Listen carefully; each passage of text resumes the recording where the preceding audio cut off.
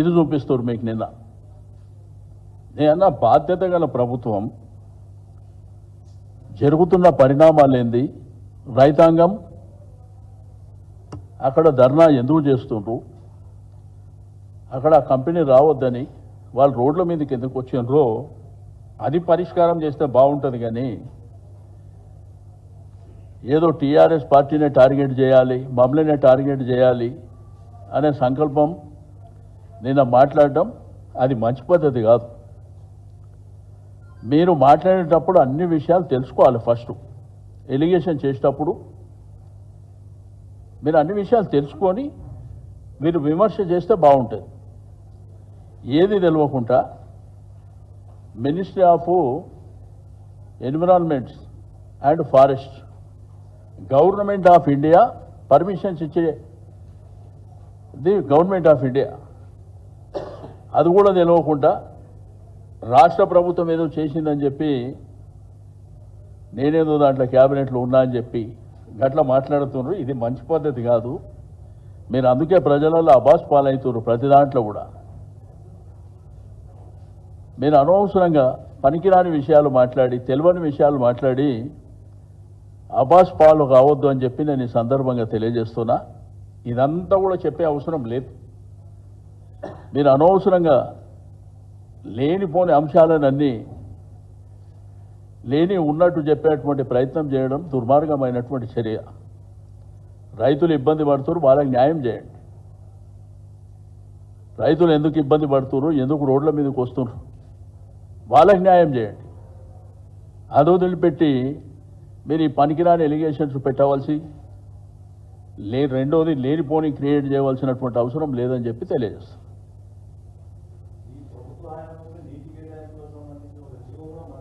నేనేమంటే దాని డెప్త్కి వెళ్తే నేను అప్పుడు ఆ కన్సల్ట్ మినిస్టర్ కాదు. ఒకటి నేను డెప్త్కి వెళ్తే చాలా సబ్జెక్టు చెప్తా.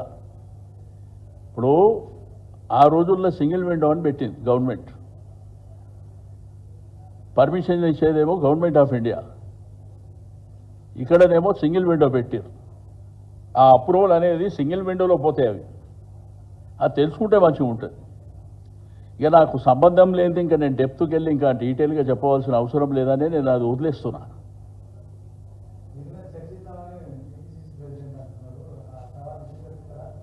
100% సవాల్ ఏమంటున్నా, నేడు కంటే ఆడికి ఇక్కడంటే అక్కడ.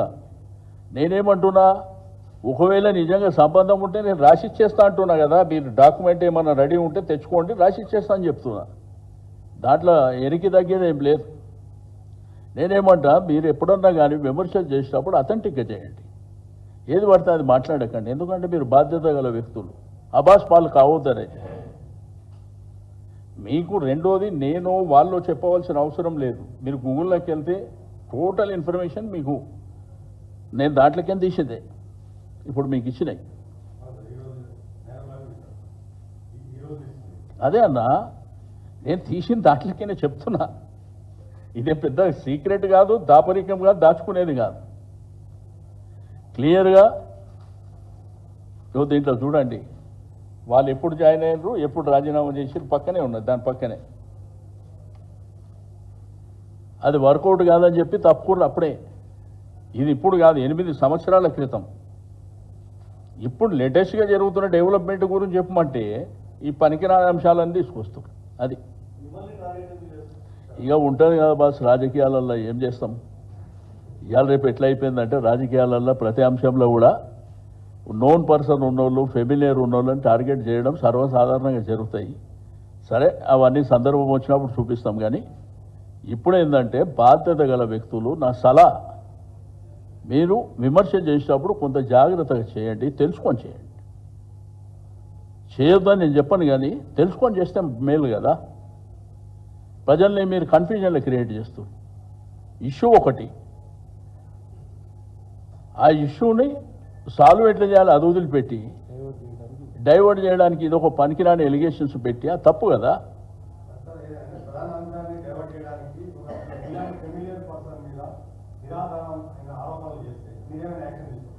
నేనేమంటున్నా, ఫస్ట్ టైం కాబట్టి నేను అంత దాకా పోతలేను.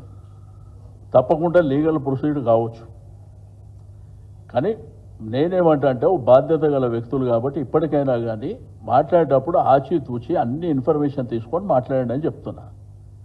ఫర్దర్గా జరిగితే మాత్రం తప్పకుండా లీగల్గా ప్రొసీడ్ అవుతాం. Thank you.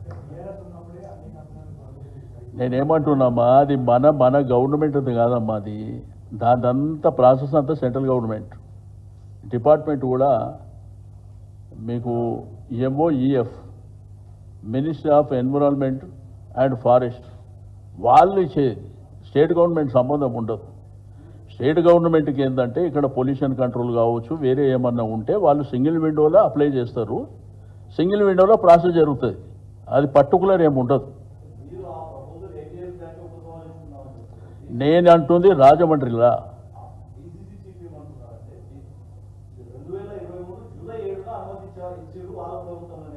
సంతోషం 2023 అంటారు. వీళ్ళు రాజీనామా చేసింది 2016 మీకు కాపీ ఇచ్చిన 2016 అంటే 7 ఏళ్ల తర్వాత. రెండోది ఇచ్చింది రాష్ట్ర ప్రభుత్వం కాదు, అది తెలుసుకోమని. అది ఇచ్చేది అంతా సెంట్రల్ గవర్నమెంట్. లోకల్ ఫెసిలిటీస్ కోసం సింగిల్ విండోలో వాళ్ళు అప్లై చేసుకుంటారు. ఎవరన్నా ఇండస్ట్రీస్ పెట్టుకునే వాళ్ళు, అది రొటీన్ ప్రాసెస్. అది సంబంధం లేని అంశాన్ని బురదజల్లు. నేనేమంటానా, వాళ్ళు పాపం రైతులంతా రోడ్డు మీదకి వచ్చిర్రు, వాళ్ళు ఇబ్బంది పడుతుర్రు, వాళ్ళ ప్రాబ్లం సాల్వ్ చేయమని వాళ్ళు వద్దంటారు ఫ్యాక్టరీ. అక్కడ మీరు అది చేయమంటే అది వదిలిపెట్టి ఇదేం చెప్పుడా? రెండో వాళ్ళే చెప్తారు, పెట్టిస్తున్నాం మేమే అంటారు, రెచ్చగొడుతున్నాం మేమే. పెట్టించడంలో మేమే అయితే రెచ్చగొట్టడంలో మేము ఎందుకు అవుతాం? మాది ప్రధాన ప్రతిపక్ష పార్టీ, మా బాధ్యత ఏంది? ప్రజల పక్షాన పోరాటం చేయాలి, అదే మా బాధ్యత. ఇప్పుడు మీకు వికారాబాదు లగచర్ల చూసారు. ఇనిషియల్గా ఆ రోజు గొడవ జరిగినప్పుడు మీ సమక్షంలోనే దీనికంతా ప్లాను స్కెచ్ చేసిందంతా కేటీఆర్ గారు, నరేందర్ రెడ్డి అని చెప్పారు. ఎస్సీ ఎస్టీ కమిషన్, ఎన్హెచ్ఆర్సీ వాళ్ళు ఇప్పుడు అంతా ఫీల్డ్ విజిట్ చేస్తే ఏం చెప్తారు? ఎటువంటి హరాస్మెంట్ జరిగింది, ఏ విధంగా టార్చర్ చేసిర్రు, ఏ విధంగా కొట్టినరు, మరి వాళ్ళు ప్రత్యక్షంగా వాళ్ళు పోయినప్పుడు చెప్తారు కదా, మీ పేపర్లో టీవీలో వస్తుంది కదా. దానికి ఈడ కూర్చోడంటే ఈడికెళ్ళి ప్లాన్ చేశారని చెప్పారు వాళ్ళు అప్పుడు. ఇప్పుడు రియాలిటీ ఏందనేది తెలిసిపోయింది కదా. కాబట్టి నేను ప్రభుత్వానికి సలహా ఇచ్చేది ఒకటే, మీరు ఏదైనా బాధ్యతగా చేయండి, రియాలిటీగా పోండి. అన్నెసరి లేనిపోని అంశాలని ఇష్యూ ఒకటి జరుగుతుందంటే మీరు మందు వేరే దగ్గర దోలాడతాం. ఇష్యూ దగ్గర దోలాడండి ఫస్ట్.